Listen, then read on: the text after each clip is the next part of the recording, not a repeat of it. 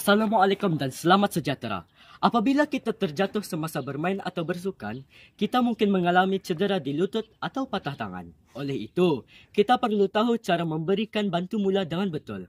Yang pertama, saya akan menerangkan cara bantu mula ketika cedera di lutut.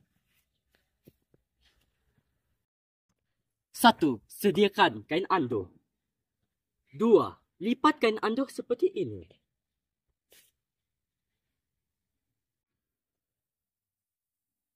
Yang ketiga, letakkan kain anduh di atas lutut yang cedera.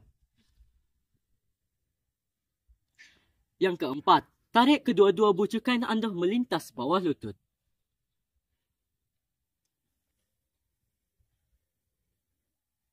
Yang kelima, membuat silangan dan menarik bucu kain anduh ke atas.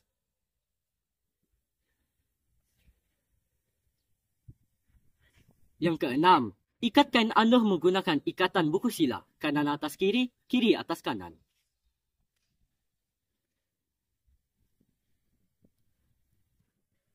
Dan akhir sekali, kemaskan balutan.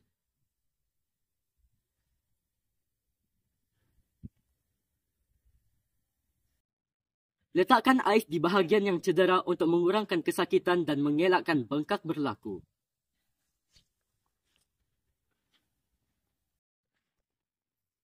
Seterusnya, saya akan menerangkan cara bantu mula ketika patah tangan. Pertama, sediakan kain anduh. Kedua, bantu mangsa duduk tegak dan tenang. Ketiga, letakkan kain anduh di bawah tangan yang patah.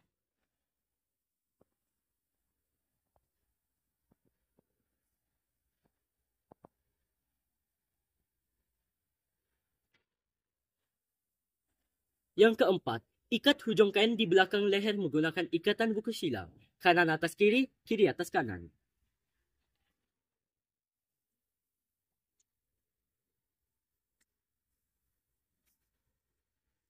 Yang kelima, kemaskan hujung kain yang lebih supaya nampak kemas dan tidak longgar.